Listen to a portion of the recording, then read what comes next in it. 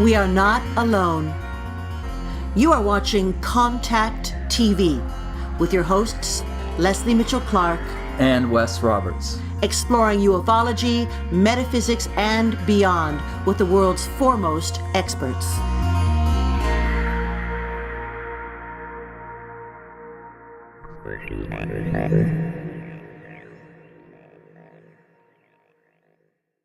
We are not alone. And welcome to another episode of Contact TV. In fact, this is our last episode before the new year, 2018, which I hope brings everyone wonderful happiness and all the good things that life has to offer. I am Leslie Mitchell-Clark, and I'm joined as always by my co-host, Wes Roberts.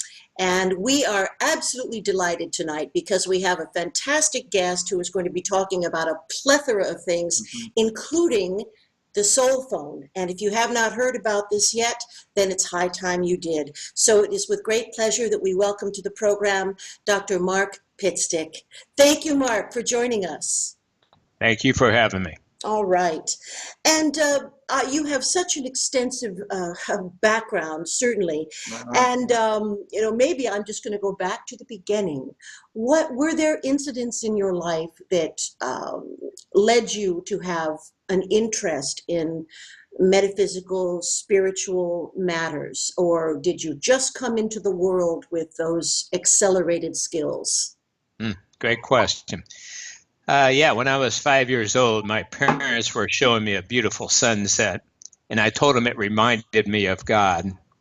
Now, they only told me that 20 years later when I was in theology school, and I was brought up in a Lutheran church. It was always God the Father this, God the Father that. So there was really no reason I would equate a beautiful sunset with the divine unless I had some remembrance.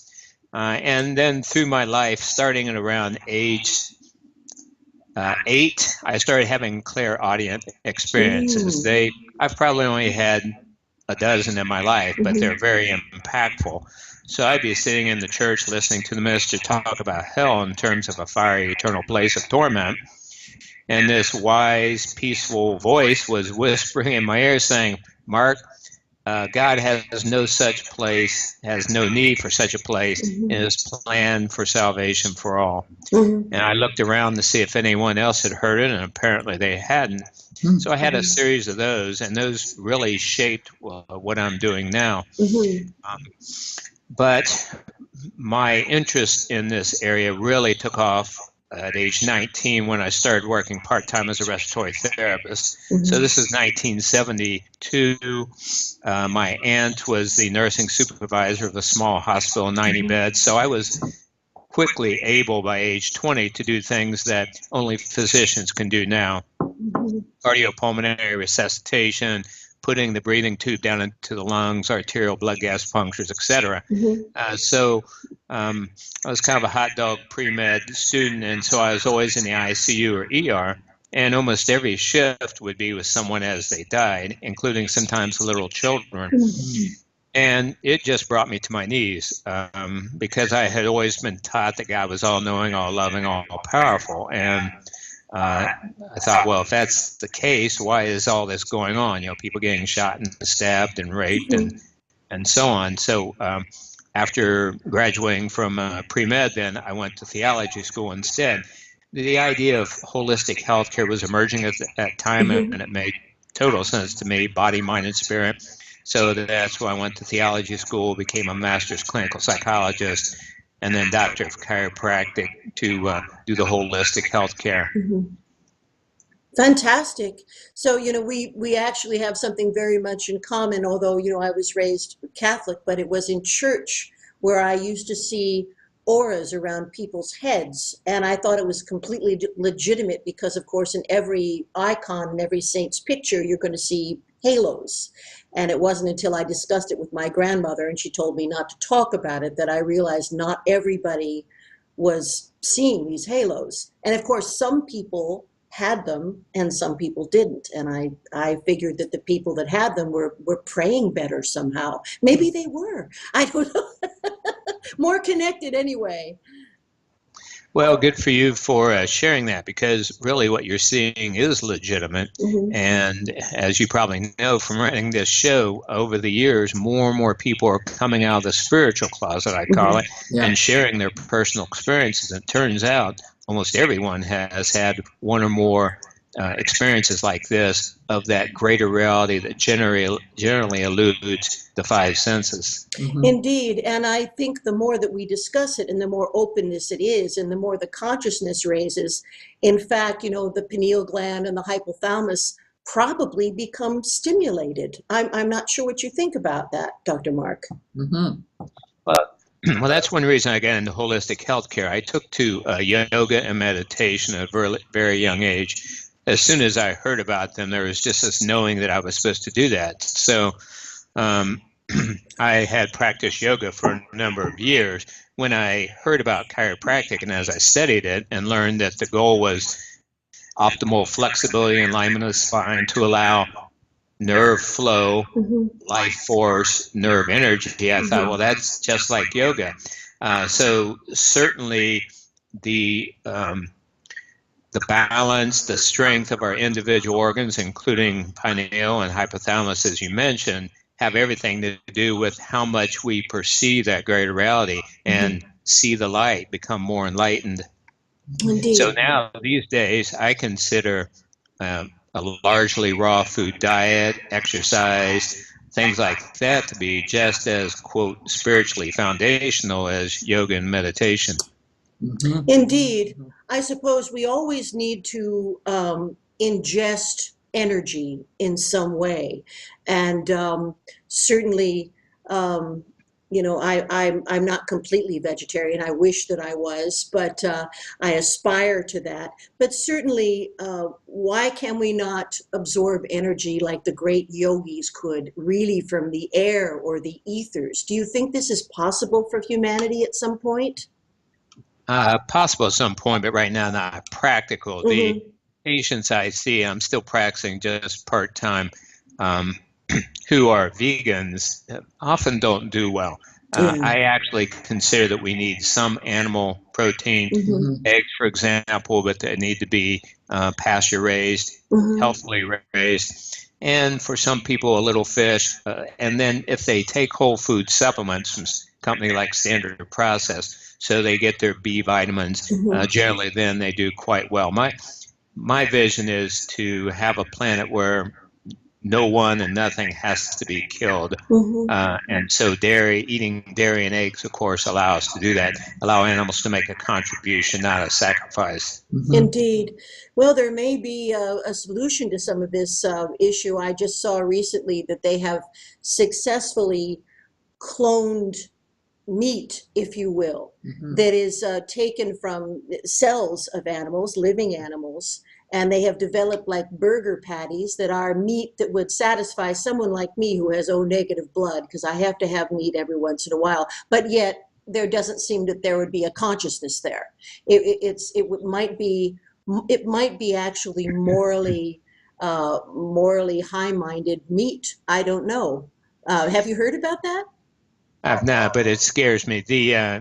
There's an old saying: if God made it, eat it. If humans have tampered with it, don't eat it. Mhm. So Okay. anytime we get into genetic engineering and so on, I say, let's wait 50 years and see what the research shows then. Hmm. So I like to stick as close to nature as possible. Hmm. Indeed. Wes, you must have a question for Dr. Mark. All sorts. I just want to speak to something you mentioned a sec ago, and that's about diet and such. When I was a teenager, I tried vegetarianism for the first time and was highly unsuccessful because I didn't have a balanced diet and got very, very sick. And I've since learned. You mentioned specifically B vitamins. I was B12 deficient for a long time. Right. And I was getting shots for some time. And finally, this sublingual B12 came along, and it's like, yes. And that brought my B12 up. But I have a raft of B vitamins in the cupboard to help me with my vegetarianism. And so I understand completely what you were saying just a minute ago. I wanted to ask you, Mark, if you are clairvoyant, in addition, clairsentient, or any other sort of extension of the senses, if you will? I'm not clairvoyant. I wish I were. The clairsentient, sometimes I have feelings. It seems that when I'm around, because I have the opportunity in working with the Soul Phone Foundation to be around some of the most well-researched mediums in the world. These people have been exposed to double, triple-blind studies replicated by different universities or institutes. And so these are the cream of the crop, the superstars of mediums. When I get around a bunch of them, all of a sudden it seems like I have more sensitive abilities. But generally, no, and I do so much left brain work that I probably could develop it if I took the time, but it's just not one of my callings right now. I've learned, I'm 64, I've learned I can't do everything in this lifetime. Yes, makes perfect sense. And it's funny that you mentioned that when you're around others. There is something almost like an osmosis effect where your latent abilities are heightened when you're around someone else that has developed those same abilities. So that's very cool. Nice to hear. Perhaps it's even almost biblical because, of course, Christ said, if three or more you are gathered in my name. Three seems to be a magic number in not only physics, but in astrophysics and in quantum physics. Perhaps it's simply that rule which he was explaining to an illiterate population. Yeah, the scientist Rupert Sheldrake worked with morphic resonance fields, and so yeah, it's been pretty well documented, whether it's tuning fork resonance or other phenomena, that when certain people are high energy, it can spread to others. Thus, some of the studies, for example, the effects of a large number of meditators on an area. Oh, yes. Yes. I know the Maharishi University has done incredible studies on the field, the generalized field and how it can be improved with mass meditation. So, Dr. Mark, tell us how you became involved with Soul Phone and with Gary, I suppose, who is, if I'm not mistaken, he is more or less the technical guy who is thinking about how the Soul Phone is actually going to be constructed. Sure.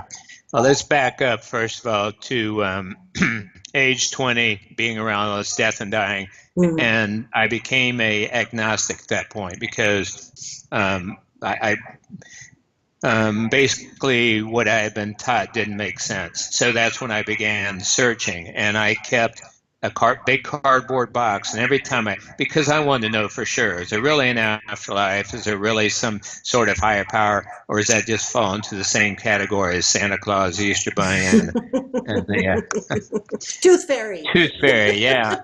So I was willing to accept it either way.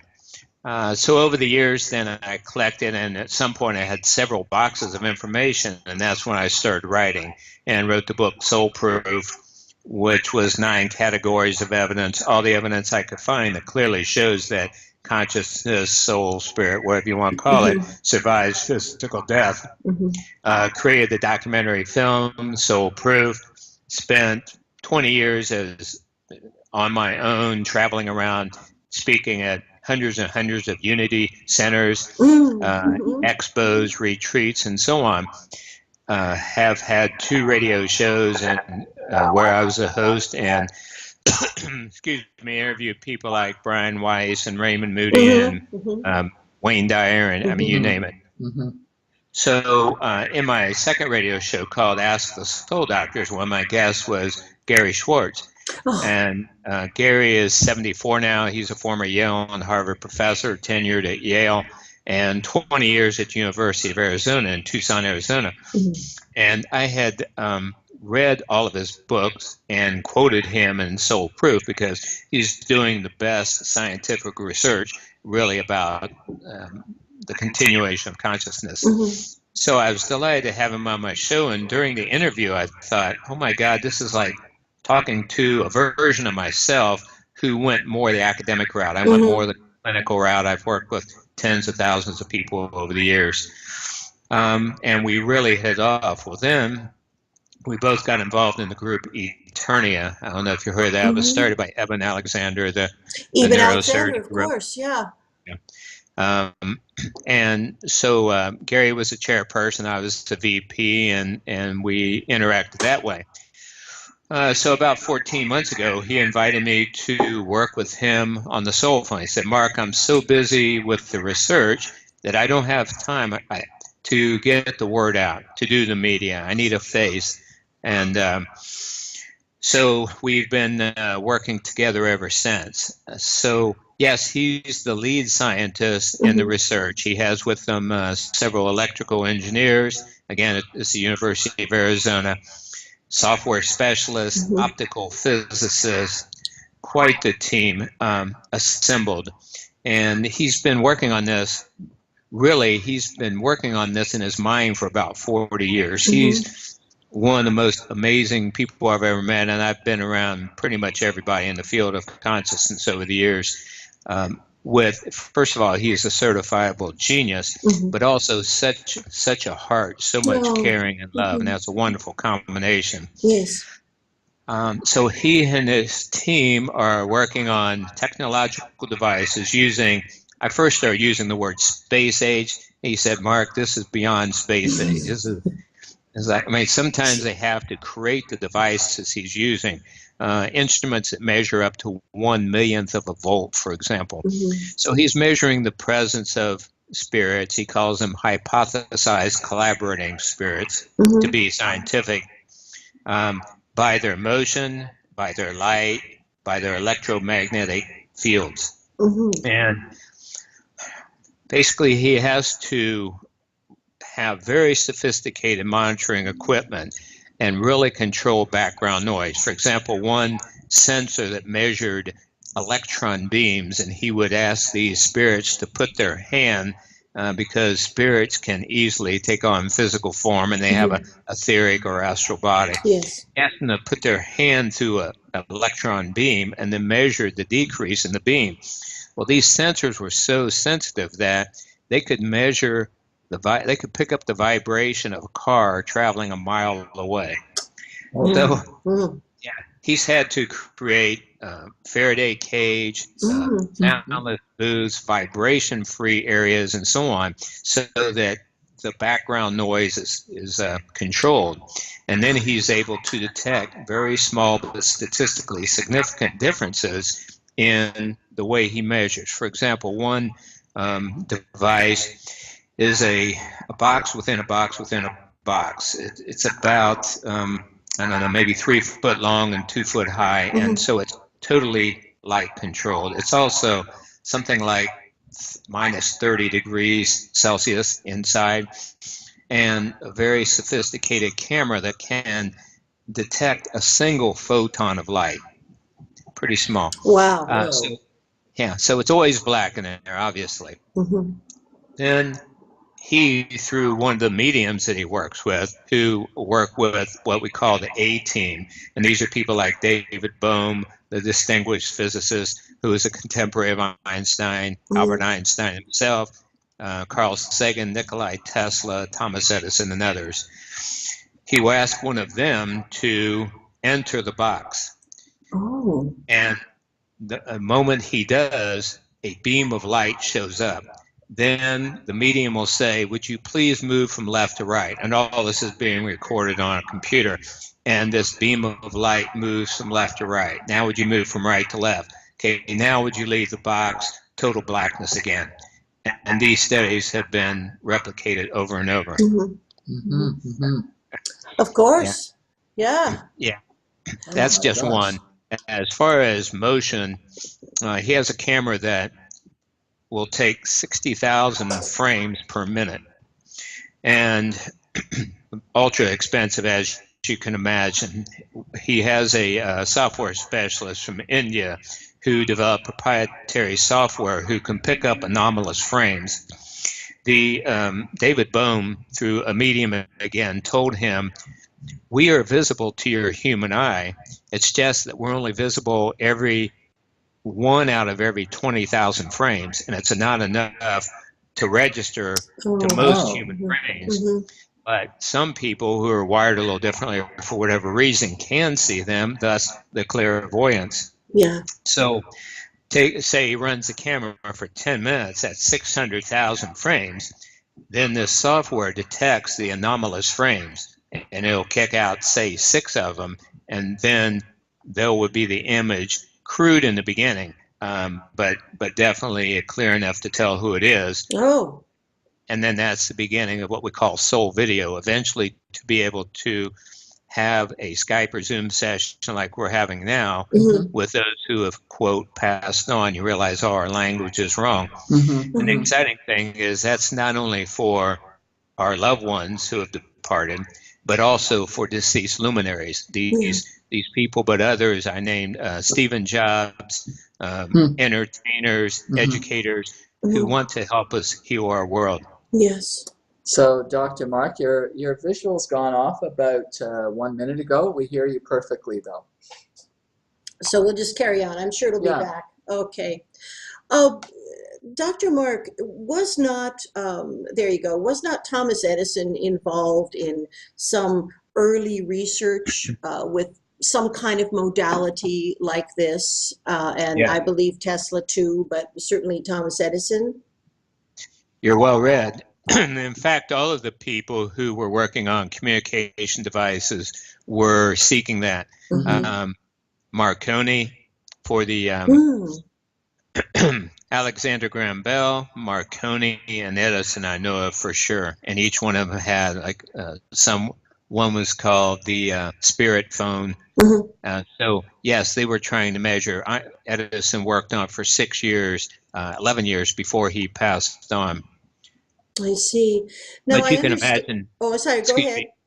You can imagine how difficult it was at the time, given the state of their technology. Also, mediums say that back then the density of the earth plane, in other words, there were so many, let's say, spiritually ignorant people, and now that more people are awakening, if you use the word veil, it's getting thinner. It's easier for those on, quote, the other side to make their presence known. So that's a couple of reasons why we expect, and by the way, Dr. Schwartz has now about over a 95% certainty that one or more devices will be ready in as soon as next year. Oh my goodness, That's that is so exciting. And what I think you're saying, and please correct me if I'm wrong, something like electro voice phenomena, which is of course quite basic compared to what you're talking about, is sort of miscellaneous or random, not unlike maybe even a Ouija board. You don't know what you're getting or who you're getting, and maybe you're even getting a residual noise, or residual experiences, who knows. But with the soul phone, it does take these collaborators, these people that are identified. You used a beautiful word before, not collaborator, but so that would be one of the primary differences between EVP phenomena, which can in fact be like opening a door if people get obsessive about it. It's not necessarily the safest thing to do miscellaneously, but what you're talking about is intentional and directive and actually comes at it from a very different perspective. Yeah, you bring up some great comments, and for your viewers who want to learn more, the website is soulphone.org, and we discuss some of this. So yes, anyone who's listened to EVP knows that you may or may not be able to understand what they're saying, and oftentimes those are accompanied by a subscript because who knows what they could be saying. Number one. Number two, who knows who you're really getting through? How do you authenticate who's speaking? And of course, people are always worried about opening the door to malicious or capricious spirits. So this has all been thought out. Like I say, Dr. Schwartz has been thinking about this for 40 years since he was a Yale professor. So if you might be old enough to remember back in the day when we had operators who worked at a switchboard. So you would make a call, and in fact, on our website, we have photos of old switchboarders. They literally had to, Not only do I remember them, I know how to work one. We're the same age. All right. So, they had to plug a wire into the number you wanted to call and make the connection that way. Well, likewise, we will have soul operators a number of, quote, deceased people, dear ones, some of the mediums' mothers, and so on, who are able and willing to make contact. So in the beginning, we really don't know. It depends on what device and how it's going to work out. But one scenario has been, let's say a client wants to talk with their mother. So the medium talks with one of these soul operators and say, Susan Smith wants to talk with her mother on this date at this time. Can you please contact her and see if she's available then? Because, spirits have their own life. They have a full life and so on. They make that, and that's just like making an appointment or verifying a time like we did for this show. And then, yes, if everything is set, then the contact, whether they're the, quote, departed person is making their presence known through a switch, a yes or no, binary switches, or a soul keyboard, which will be a series of switches, or when we get voice and video in place. I have a follow-up for you on that because it's intrigued me for a number of years. I think we assume, for instance, when my mom died a few years ago, I think there was an assumption, at least by my siblings, that she would be able or willing to contact us. And I never made that assumption. Even though she did contact me, I never made the assumption.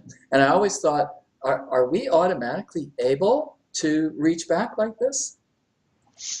You mean those who have passed on, Yes. quote, passed on? Yeah. It's a question with a bunch of sides, but let's dive in. First of all, it depends on how a person passed. So if they were very, very ill, very degenerated, if they were drugged, heavily drugged a lot, if they died by suicide, or if they were atheists and had no spiritual foundation, or they died violently, and again, without much of a spiritual foundation, those would all be scenarios where the person likely would take some time before they're able to pull off contacting us in another dimension. They have to go through their R&R, rehab, orientation, and so on. Contrast that, for example, with someone like, say, Mother Teresa, who's very aware. For her, it was probably like passing, was probably like walking from one room to another. She's one who would probably be able to make contact back immediately. The fact that your mom did, suggests that she was in pretty good stead that way. Well, it was interesting, Mark, with her in that she contacted us all in different ways. For me, I had a surreal vision, not exactly a dream, it felt like a dream, where she phoned me. And I picked up the phone and talked to her. And I was lucid enough to ask her what it was like in the afterlife. For one of my sisters, they get their hair touched. Yes. Periodically. Another one sees little visions of her, like up on the bookshelf visions sort of thing. So she is seemingly being able to reach us according to how we're able to reach back, I guess. Well, when I interviewed Carolyn May, she said something. She said, you hear the saying, as in on earth, so in heaven. And then she said, but actually it can work the other way, as in heaven, so on earth. So just as people on earth have different sensory orientations, some people are more auditory, others more kinesthetic or visual. Likewise, we can receive spirit visits in different ways. And I think loved ones know that and thus shape their visits. Do you think that people receive many messages in the sleep state or at some part of the sleep state and simply don't remember them in their conscious waking life? I do. And those are termed dream ADCs, after death contacts. And people as well known as Carl Jung have had what we call verifiable dream ADCs. Briefly, his next door neighbor passed, and a few days later, Jung had a dream where he was talking with his neighbor. They really weren't that close. And as Wes just said, he was lucid enough to say, well, how will I know this isn't just a random dream? And his neighbor said, tomorrow, ask my wife to let you in my library. Young had never been in there. And on this shelf, on this row, is a book by this name. And so Young remembered, did the next day, and everything was exactly as he was told. So we have some verifiable evidence that at least some of the dream ADCs are more than wishful thinking or a random dream.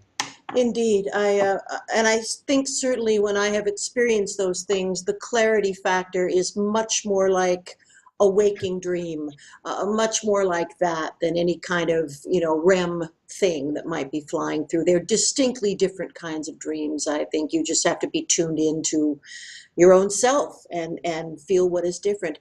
Dr. Mark, how do you, and everyone over at Soul Phone, I suppose, how do you visualize the future role of Soul Phone in our society? Do you envision everyone having one? Will there be a central place where you can come with caring and supervision and make your contact? How do you visualize this? Again, a wonderful question. And by the way, if you want to talk in another time about how you might assist, because you're obviously thinking way ahead. So again, we go back to early technology. The early phones, for example, you couldn't talk to somebody very far away, and it wasn't very good quality. And so we expect in the beginning, yes, the devices would be more bulky. One scenario, it would take a small room full of equipment and so on to pull that off. But now, with all the breakthroughs, Dr. Schwartz, his undergrad at Cornell was electrical engineering, and then his master's and PhD were in psychophysiology. So he has lots of knowledge. He has his whole team, and then he gets input from the A team. So the latest device, instead of being the size of a small room, is now the size of a shoebox. So every time we think we know how it's going to be, things change. The biggest vision for the future is that eventually this will be an app that people can buy, just like they get any other kind of app. And we want to make it a reasonable price so people can use that. We also want to have webinars. We have talked about starting a church without walls, but I think we've talked about evidence-based spirituality center. And so these would be online services once a week where we talk about this sort of thing, cool music, meditations, but then at some point, as the technology allows, contacts with sermonettes by people like Jesus. And what did he really teach? Because obviously anybody with a heart and mind can see that a lot of BS has creeped into the teachings over the years.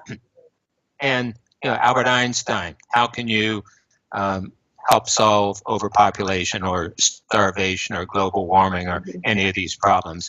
So those are the kinds of big visions we have, but we have some work to do first. Another way we are changing, and you might have seen it, we're forming what are called greater reality living community groups. Dr. Schwartz and I are in the process, probably the book will be out in about 3 months, of writing a book called Greater Reality Living. Wonderful. A book that helps people, first of all, know all the evidence out there. He says, as a scientist right now as it stands, he has a 99.9% certainty that consciousness, spirit survives physical death. He said, but once the first soul phone device is working fully, then we'll have 100%. He can prove it scientifically. So most people don't know that there's that much evidence present. Then the acronym is LIVE. So L stands for learn the evidence. I stands for internalize this good news. So many people have they're afraid to believe, and that's one of our taglines. You can believe now, because just as I was talking with a friend earlier today about when we were kids and we found out there's no Santa Claus, And so I think some people are afraid to believe that something like there are higher powers that assist and guide us, and we really will see our loved ones who pass on. And so some information about how we can internalize this, and it has to do basically with healing old wounds, dropping limited beliefs that we may have picked up from more orthodox churches, things like that. The V stands for vitalize yourself in body, mind, and spirit. We talked about that some. The body is a receiver, and the more whole we are, the more we can see the truth of how wonderful life is. The E stands for enjoy the many benefits, like knowing you'll see your loved ones again and no fear of death because no one really dies. And then the S is serve others, make the world a better place. Yes, yes. So we go through all that in the book, and then the book will serve as a guidebook for the groups at this point, and we haven't even really promoted it. We have 35 people in 12 different countries who have stepped forward and expressed interest in being leaders of groups. So we'll have community groups and then online groups where people can prepare for this paradigm shift that's certainly going to happen. Indeed, it is going to happen. I have no doubt. Dr. Mark, have you? I'm sure you and Gary and all of you at Soul Phone have thought about this, but is it possible that the Soul Phone, because really I think we're talking about interdimensional communication. I don't really think of heaven as a place, a nebulous place up in the sky, but as a place where the vibratory level is sped up and people are in light bodies. And do you think that this same technology could be used to connect with highly evolved ETs who would want to help us, but who don't necessarily take form in this physical density? Again, a wonderful question. Dr. Schwartz and I had these conversations, and part of the book is called A Language for Greater Reality Living, because, as I mentioned, so much of our language is inaccurate. So you mentioned interdimensional communication, but is it really? Those who have dropped their bodies, are they in another dimension, or are they really right here, as so many people have experienced? So we have to take into account how limited our brain receivers are. And there's a couple wonderful models. Lynn McTaggart, who wrote the book, The Field. By the way, she just joined our foundation's advisory board. We're Wonderful. excited about that. What a mind. She interviewed the top quantum physicists in the world, and they put it like this. They said, of all the light and energy that exists in our world, and as you know, ultimately, that's the most absolute understanding of what's going on, light and energy, and then it can manifest in different ways. But if all that exists in our world with the size of Mount Everest, the portion the average human can perceive would be the size of a golf ball. So our language in the past, we thought heaven was a zillion miles in the sky and our loved ones were there and so on. We always thought it was somewhere else far away. Well, now we're realizing there's not a separateness.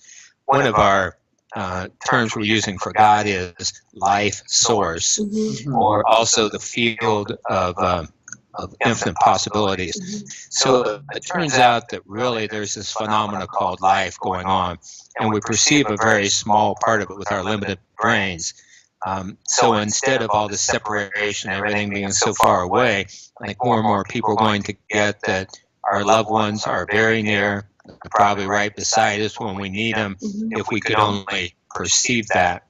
So first of all, so getting to your question about ETs, we don't know.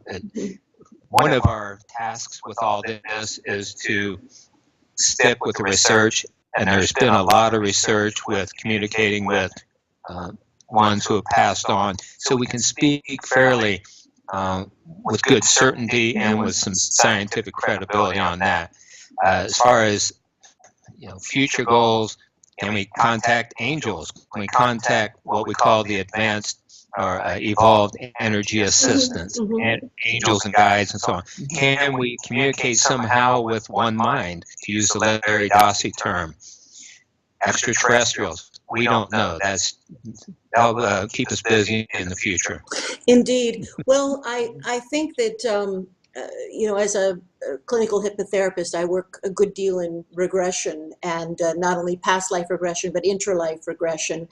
And certainly there are individuals who have visited the interlife experience, which seems to have certain nodes that everybody kind of does. It's not as randomized as one might think, but many people are kind of called before a council of sorts, a benevolent council, to either analyze the life they left or help plan the life that they want to enter. And it's not unusual for people to tell me that there are council members that are in bodies that are not humanoid by our narrow definitions. So I think it's very possible that we are in a soul group, if you wish to use that expression, with a lot of different physicalizations. It's certainly possible, but I can't speak to it with any sort of scientific certainty. We were talking about this, Dr. Mark, just before the show, because Leslie and I have a relationship of hypnotherapist to client as well. And I took one of the interlife sessions. And sure enough, because my life's replete with alien intelligences, they were there. And as far as I could tell, and I know it's anecdotal, they were there to make sure the agreement, if you will, between them and I took, to make sure it stuck. And then at some point in this lifetime, I would come forward. So well, I think one of the takeaways from all this is that life is so much more vast than we can imagine, and it's very exciting. I think a lot of people are just bored to tears. They sit around and watch TV. They really don't have a calling. They're not sharing their soul's missions. And hopefully this sort of discussion will wake some people up and help them start looking around and how vast life is and how rich and wonderful, exciting. Indeed. Or even looking at their own experiences in a new light. I mean, I think everybody has abilities, but whether they acknowledge something for what it really was, because as we were talking about earlier, if our loved ones who have transitioned are sending us little signals, sometimes they can be quite subtle, I think. Very. And unless you're tuned in, you might miss it. And do you think, Mark, that with the soul phone technology, say it's plethora, it's spread all over the world, there are centers everywhere and people own them, do you think there's any risk of individuals becoming more or less addicted to using the soul phone instead of focusing on their own progress in this third density that we're all mucking about in? Yeah. Well, people who are prone to addiction are going to get addicted to whatever. So we know that. And we know, for example, things like fire or a scalpel can be used for bad or for good. So we're aware of potential dangers like that or downsides, but the upside is so huge. Who knows how it could be misused, and yet the potential advantages are so huge. Just give you an example. We have some attorneys involved in all this work, and they said, "Oh my God, you realize this is going to be a whole new field in law." So, for example, if we can reliably and with proven, validated communication with those who have passed on, can you imagine a murder trial? Yeah. Actually, yeah. I can imagine it. I think the only thing that would keep that from being a big issue would be that I think sometimes when people pass, they don't necessarily want to talk about that or focus on it. Sometimes they're so removed from that death experience that, but in certain circumstances, of course, that would be a whole new, how do we? My goodness, I mean, they won't even allow hypnotic regression as evidence. Although sometimes I do work for the police and go over there and regress someone who was a witness to see if they saw something or didn't see something. But but they do it kind of on the side, you know, not really acknowledging the reality of the person's memories, but taking any hints that might come up. So this is going to all come with the big mindset switch, as you said. Yeah. Well, and that's the nice thing about this work being university-based. There are other institutions that have already replicated Dr. Schwartz's work with mediums and can do the same with the devices. The other exciting thing is we have a couple Hollywood, one producer and one director. The director has a documentary that's up for consideration for the Academy Awards, who are already starting a documentary on the soul phone, 8 one-hour shows they're pitching right now to, I think, HBO, Amazon, and Netflix. And so that will, they're looking at all sides. If they're going to interview skeptics, priests, pastors, you know, fundamentalists, bereaved parents, every aspect of other scientists, and looking at all parts of this, interviewing the different people involved, and how this might change the world. So that will really help reach a lot of people and bring this to more awareness. Indeed. Well, gosh, you're bringing to us what, in a very small way, the internet brought to us a few years ago, a level playing field. This is what I'm seeing here. You know, guys like me and folks like Leslie, we're meditators. I'm heavily involved in HemiSync. HemiSync's helping me reach further or deeper or more inward, but you're bringing something to us that everybody will have access to. That's the thing, I think, that makes this so profound and so unique.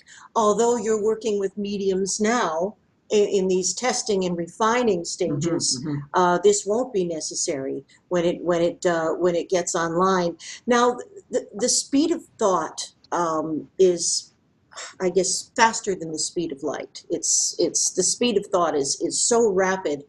In working with a device, will the rate at which discarnate beings or beings who have transitioned send their information be able to be regulated through, so that we can understand it at probably a slower rate? I know, because many mediums get a lot of information, pictures, this, that, and it's just almost overwhelming, and then they try to sort of make sense out of it and get a narrative. Is the soul phone going to be able to compensate for this instantaneous thought transference? Like modulate or something, right? Modulated in some way, I guess, is what I'm thinking. Well, again, I'm impressed. What am I? Let's break that down. The first device is called the soul switch. So this is a no binomial indicator. And the experiment that has the most promise, probably, as I mentioned, if spirit can diminish the flow of electrons. Or there's also another scenario where they can add their energy to the flow of electrons. But either way, there will be an altered amount of energy. And then capacitors will store this up till there's enough energy then to flip a switch and give a yes or no. So the speed of spirit communication will be no problem there. The next device, soul keyboard. Well, a keyboard is basically an assembly of 45 switches. So again, speed of spirit communication should be no problem there. We can type back. It'll be like texting or typing a letter. Where your question comes in, and really, I don't know if we've discussed that, but I bet Dr. Schwartz is all over it, would be soul audio, where they're talking. So yes, because as you probably know, at least some of the glimpses we have is that telepathy is more the mode of communication in non-physical realms. So how do they go from this telepathy, where everybody knows what you're going to say anyway, to communicating at an understandable speed with others? I will find that out, and I'll let you know. All right. Well, I'm excited to hear that. That is fantastic. But it's interesting when you're talking about the storing of energy, where it builds up until something can happen. And of course, in in an environment where there is active, spirit activity of any sort, I have felt that feeling of the energy building up until the entity is able to communicate or move something or whatever. So the building of the energy, this seems to be a very key ingredient to me in how this all works.